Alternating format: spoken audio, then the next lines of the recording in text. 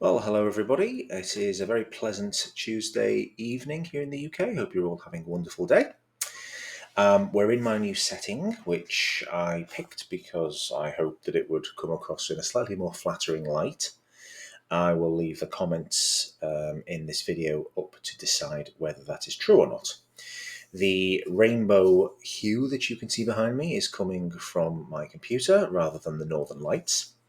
So I hope they're not too distracting. Please let me know if they are. So I wanted to do a quick video because I wanted to share a little milestone which I've reached now, which is that I have finished my developmental edit.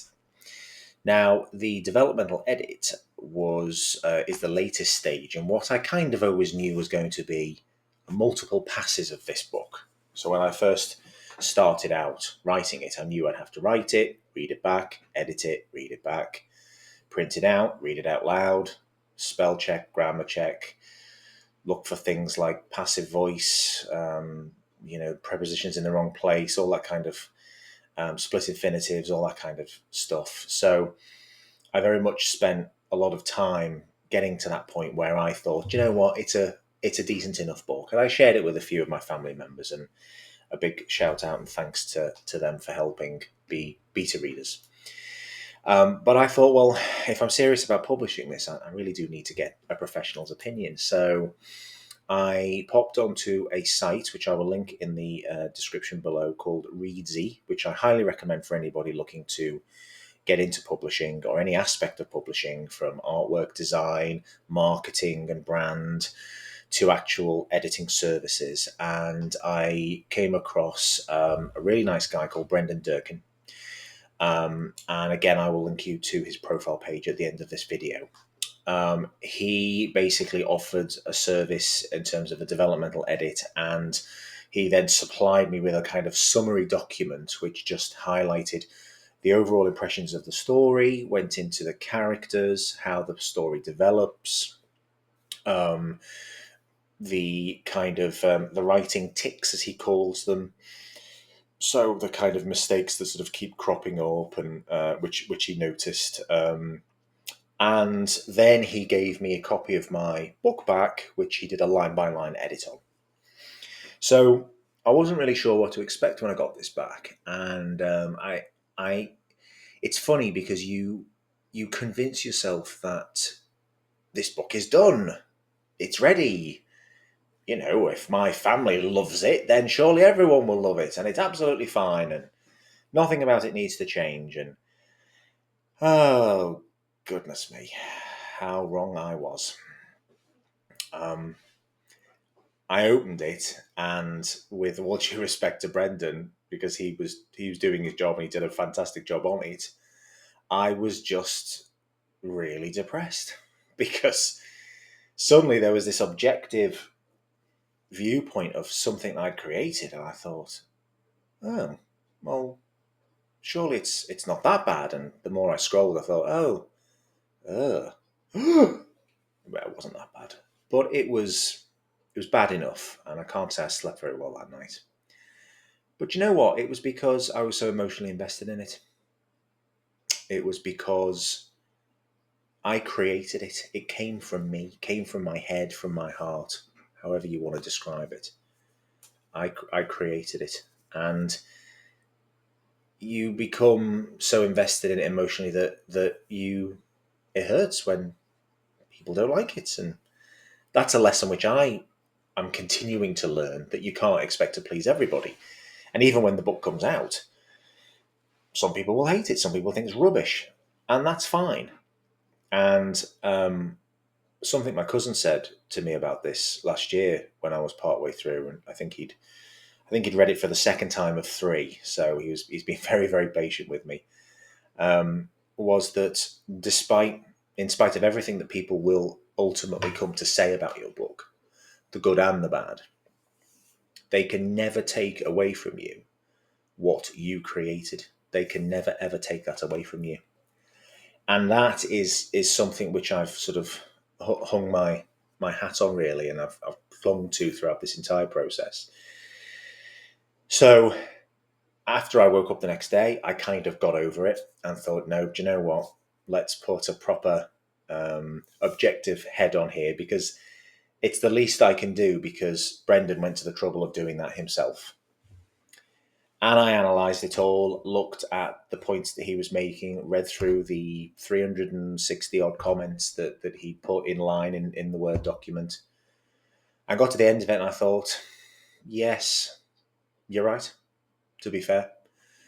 I didn't necessarily agree with all of it, but I think people in that profession understand that at the end of the day, this is it's still up to the writer to take on board or not, as the case may be, different things about the book, different aspects of feedback. And there were some comments I thought, no, that's not really fair because of X, Y, and Z in my head. And there were other things that came back and I thought, I can't believe I didn't spot that. Why did I not spot that at all? Why did I miss that? But this is the point of an objective review. This is why you take on these kinds of services from these kinds of people, because they know what to look for. They know what works, what doesn't work. But also as well, I think some of the feedback felt a bit strange because I'm planning out a 5-book series. I've already written the other 4 books and I know how the story ends. Whereas I think the approach with this book was very much to kind of make it, can it stand on its own as a beginning, middle, and end story that people can just pick up, read, put down, and they don't necessarily need to be too heavily invested then in the series. So because of that, some of the threads, some of the themes, some of the characters, and some of the places you could potentially class as being a bit superfluous to the first book, because they become important later on as the series gains momentum. So I had to really struggle with that for a long time as to whether or not I would include certain aspects of those places and events or not. And in the end, I kept 60 to 70% of it, I would say, that part and those chapters. I still felt, after reading all of the feedback and all of the comments and taking all of it on board, I still came away feeling like they added something to the book, something which people would be grateful for and thankful for.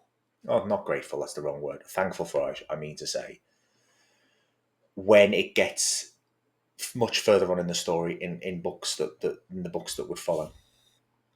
And that's just a risk that I'm going to have to take. And if people go, oh, well, this is all a bit superfluous, I don't know why you need to ramble about all this other stuff, that's absolutely fine. As I say, I created it, and I created it for a purpose and a reason. It came from within me, and everyone's opinion is perfectly valid, and that's absolutely fine. And I'm kind of looking forward to hearing from others about it when the time eventually comes.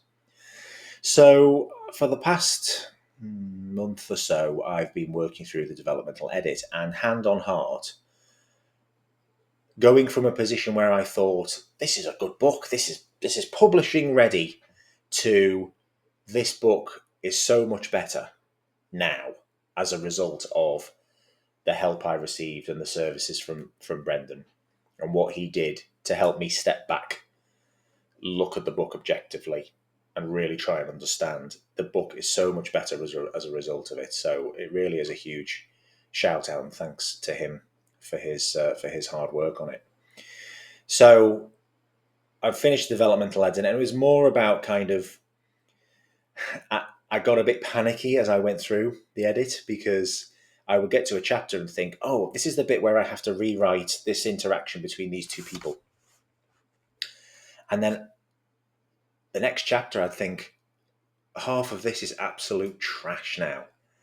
I have to throw it, because what I've just done before has wrecked this scene. It doesn't make any sense anymore. So I'm deleting paragraphs of stuff, and I'm thinking, oh no, what am I going to do? And you get that feeling that everything's starting to unravel a little bit. You've pulled at a thread in a tapestry, and it's all starting to unravel, and it all just got a little bit on top of me, really. But you take a step back, you take a deep breath, you reread what you've done, reabsorb it almost a little bit. You give yourself a little bit of a break. And when I came back to it, I thought, right, okay, this is what I'm going to do.